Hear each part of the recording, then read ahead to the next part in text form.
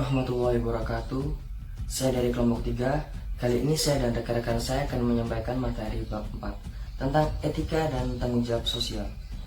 Izinkan saya dan rekan-rekan saya untuk memperkenalkan diri.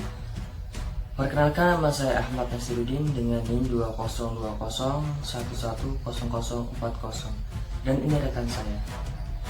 Perkenalkan, nama saya Kasyifa Nursinta dengan NIM 202011104041. Terima kasih. Perkenalkan, nama saya Amri Syalfa dengan NIM 202011100067. Perkenalkan, nama saya Rizka Putri Aulia dengan NIM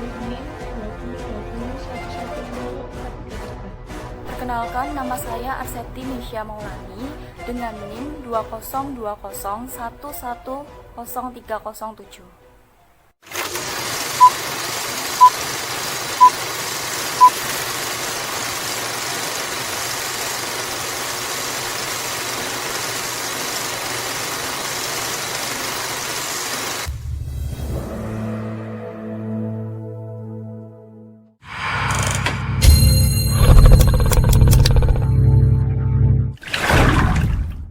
Etika dan tanggung jawab sosial. Berikut adalah nama anggota kelompok kami. Kita sendiri adalah studi tentang benar dan salah serta moralitas pilihan yang dibuat oleh individu. Etika bisnis sendiri adalah penerapan standar moral untuk situasi bisnis. Selanjutnya yaitu faktor yang mempengaruhi perilaku etis. Berikut adalah beberapa faktor yang mempengaruhi tingkat perilaku etis dalam suatu organisasi. Yang pertama adalah faktor individu. Seperti 1. Pengetahuan individu tentang sebuah isu. Yang kedua, nilai-nilai pribadi. Dan yang ketiga, tujuan pribadi. Dan yang kedua adalah faktor sosial. Seperti 1. Norma budaya. Yang kedua, rekan kerja. Yang ketiga, orang lain yang terpengaruh. Dan yang keempat, penggunaan internet. Dan yang ketiga yaitu faktor peluang. Seperti 1. Adanya peluang yang mengacu pada sejumlah kebebasan yang diberikan organisasi kepada karyawan. Dan yang kedua, kode etik. Dan yang ketiga, penegakan. Yang selanjutnya adalah mendorong perilaku etis. Peran pemerintah dalam mendorong perilaku etis dengan memperketat regulasi dengan adanya UU yang memberikan perlindungan hukum baru bagi mereka yang melaporkan ke perusahaan. Yang pertama, ada peran asosiasi perdagangan dalam mendorong perilaku etis, yaitu organisasi yang beroperasi dalam industri tertentu yang bertujuan untuk menekan anggota yang menjalankan politik bisnis yang meragukan. Yang kedua, ada peran perusahaan swasta dalam mendorong etika, kode etik yang diberikan perusahaan kepada karyawan mereka agar mereka dapat menjadi cara yang paling efektif untuk mendorong perilaku etis dan juga agar para karyawan menyadari pentingnya mematuhi kode etik tersebut. Apa saja sih keputusan dalam beretika? Yang pertama ada konsekuensi atau kekayaan yang dibuat dalam keuntungan bersih atau biaya. Dan yang kedua ada hak dan kewajiban yang terkena dampak. Yang ketiga kesetaraan yang dilibatkan. Dan yang terakhir motivasi atau kebijakan yang diharapkan. Let's talk about CSR, Corporate Social Responsibility. What exactly does it mean? Global warming, diminuted natural resources, the extinction of various animal and plant species, global population increase, and migration. Amongst others, these are some of the real environmental and social issues we face today. How can we address these issues whilst ensuring food, education, and health for all? How can we ensure that economic development and technological progress benefit the greatest number of people? Faced with these challenges, a more sustainable, developmental approach becomes necessary. This requires the commitment of all international organisations, governments, associations, companies, citizens. Everyone is concerned. And in practice, what can a company do? The overall goal is to combine economic progress, social justice, and environmental preservation. Based on its corporate social responsibility, a company can ensure that its economic growth is beneficial to everyone. its suppliers, employees, customers, the local population, in short, all its stakeholders, whilst minimising its impacts on the planet. Depending on the sector of activity, the specific issues and challenges differ from company to company. Let's take a pharmaceutical company. It can act responsibly in many ways. For example, offer to as many people as possible safe and quality medicines, take into account the needs of patients by supporting them throughout their healthcare. And for all companies, being responsible also means taking care of its employees and ensuring their safety at work. It also means being compliant with the application of the various laws and regulations, as well as defining ethical business practices. It also means reducing the environmental impacts of its production sites and choosing less polluting modes of transport.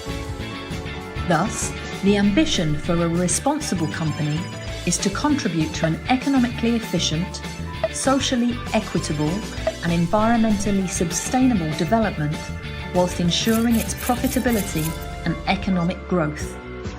As such, corporate social responsibility, CSR, is now recognised as a real performance driver, particularly because it encourages innovation, reduces costs, and brings employees together around a meaningful project.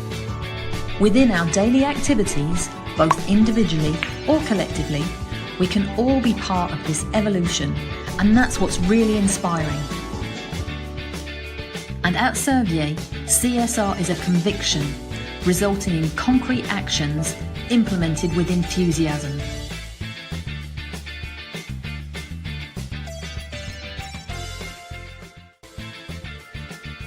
CSR perusahaan. CSR perusahaan adalah pendekatan bisnis dengan memberikan kontribusi terhadap pembangunan yang berkelanjut dengan memberikan manfaat ekonomi. Contoh dari CSR perusahaan yang pertama, Google, yang kedua PT Telkom Indonesia, yang ketiga PT Unilever Indonesia. Tujuan dari CSR sendiri adalah yang pertama, mengurangi resiko terjadinya korupsi dan kerugian. Yang kedua, menjaring sumber daya manusia yang berkualitas dan potensial. Yang ketiga, membedakan perusahaan dengan pesaing.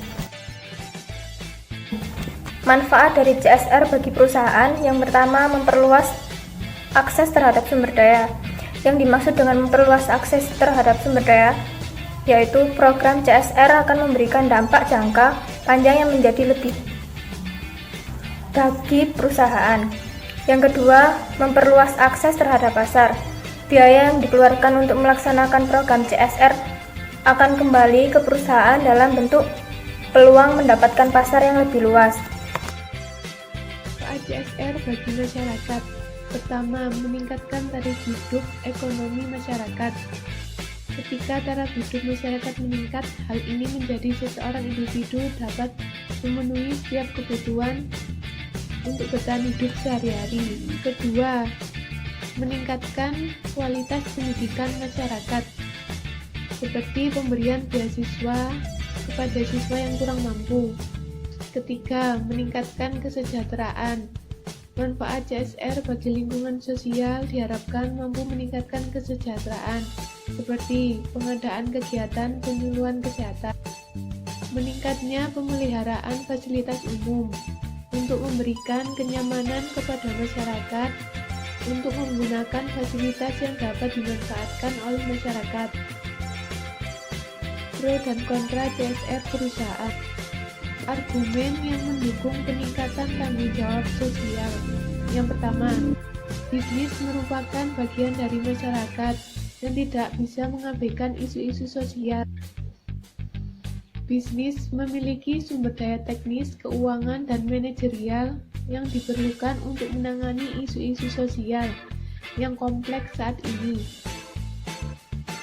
Dengan membantu menyelesaikan masalah sosial, bisnis dapat menciptakan lingkungan yang lebih stabil untuk jangka panjang.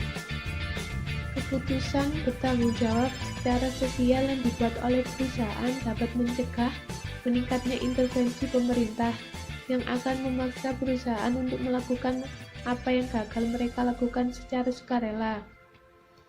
Argumen ini didasarkan pada asumsi bahwa bisnis memiliki tanggung jawab yang tidak hanya kepada pemegang saham, tetapi juga pelanggan, karyawan, pemasok, dan masyarakat umum. Nah, selain itu ada argumen yang menentang peningkatan tanggung jawab sosial. Nah, pada argumen ini didasarkan pada asumsi bahwa bisnis itu harus memiliki tanggung jawab tidak hanya kepada pemegang saham, tetapi juga untuk pelayanan, karyawan, dan masyarakat umum. Di pihak lain atau para penentang berpendapat bahwa bisnis harus melakukan apa yang terbaik, yaitu mendapatkan laba dengan memproduksi, dengan memasarkan produk yang diinginkan. Nah, berikut argumen yang menentang peningkatan tanggung jawab sosial. Yang pertama, ada manajer bisnis harus bertanggung jawab terutama kepada pemegang saham, sehingga manajemen harus berfokus pada pengembalian investasi pemilik. Yang kedua, waktu perusahaan, uang, dan bakat harus digunakan untuk memaksimalkan laba, bukan untuk memecahkan masalah. Yang ketiga, masalah-masalah sosial mempengaruhi masyarakat secara umum. Nah, sehingga usaha perorangan tidak boleh diharapkan untuk memecahkan masalah ini. Yang keempat, ada isu-isu sosial merupakan tanggung jawab pejabat pemerintah yang dipilih untuk dan yang bertanggung jawab kepada pemilih atas keputusan mereka. Kenalkan, nama saya Arseti Misha Maulani dengan NIM 20201100307. Selanjutnya ada area CCR perusahaan, yang dimana ada stakeholders. Nah, apa itu stakeholders? Stakeholders adalah bagian penting dari sebuah organisasi yang memiliki peran secara aktif maupun pasif untuk mengembangkan tujuannya. Nah, stakeholder itu juga bisa dijumpai di mana aja, terutama dalam kegiatan bisnis akan diperlukan untuk mengembangkan tujuan dari perusahaan tersebut.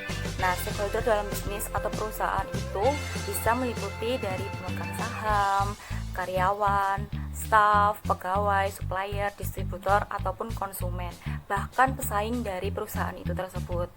Nah, selain itu juga ada orang-orang dan organisasi yang secara langsung dipengaruhi oleh praktek-praktek dan yang memiliki kepentingan dalam kinerja.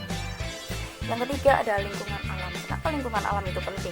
Karena untuk meminimalisir dampak negatif yang ditimbulkan antara lain seperti dari polusi tanah, udara, dan air. Nah, selain itu bisa dapat memberikan keuntungan bagi perusahaan antara lain.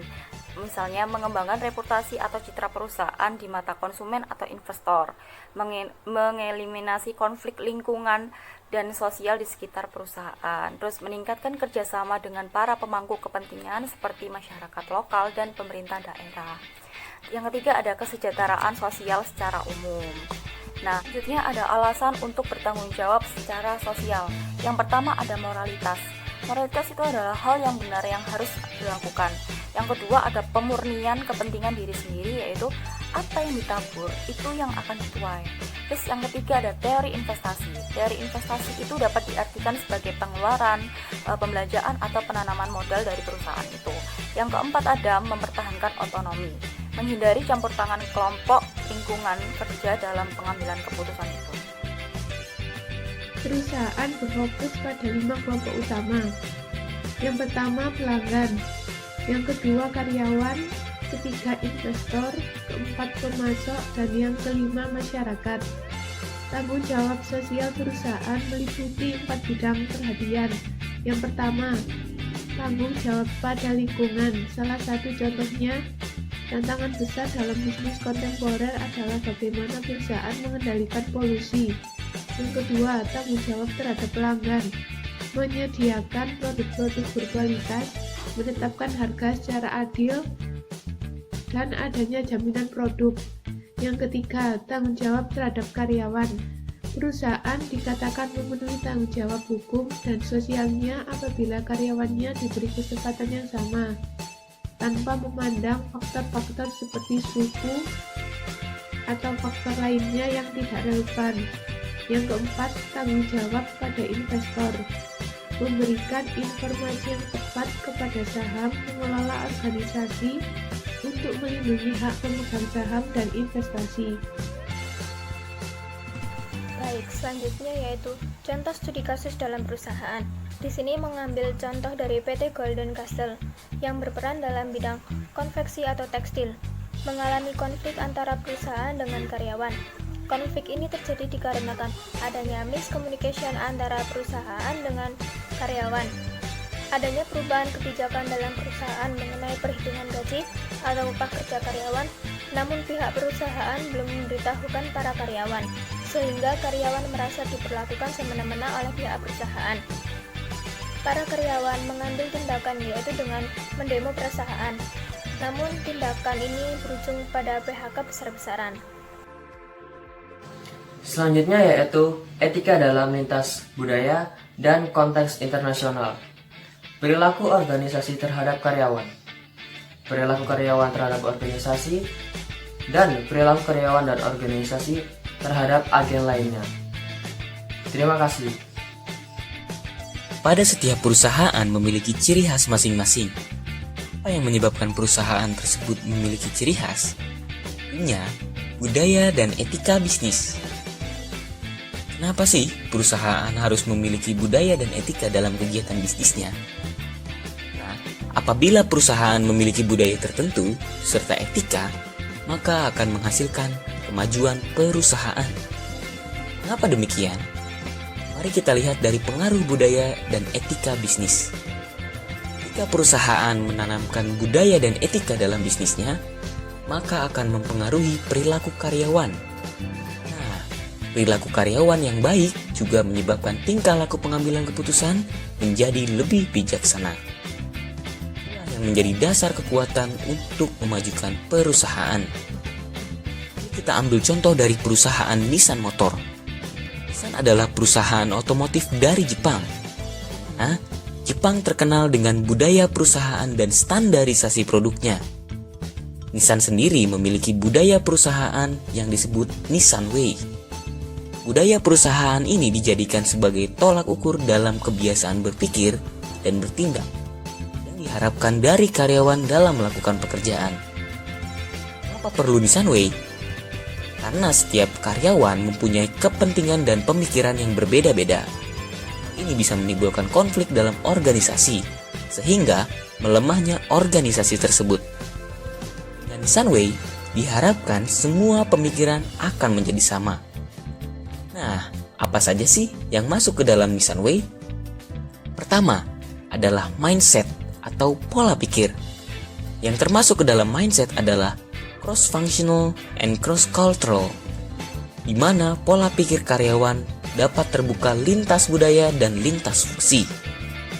Kemudian, transparent. Segala sesuatu yang dilakukan oleh karyawan memiliki transparansi dan dilakukan secara terbuka. Selanjutnya, leaner. Struktur organisasi yang ada menjadi lebih ramping, berarti setiap perintah lebih tepat sasaran. Kemudian, yang keempat adalah frugal, artinya hemat. Setiap langkah dan keputusan yang diambil efektif dan efisien. Yang terakhir adalah kompetitif, di mana perusahaan memiliki kemampuan untuk bersaing. Selanjutnya ada action. Termasuk ke dalam action adalah motivate. Setiap karyawan memberikan aksi berupa motivasi, kemudian komitmen, dan memiliki target. Memiliki performa, bertolak ukur, dan siap menghadapi segala tantangan. Seberapa penting budaya tersebut? Ini sangat penting. Karena apabila perusahaan memiliki karyawan yang berkualitas, maka akan meningkatkan produktivitas perusahaan.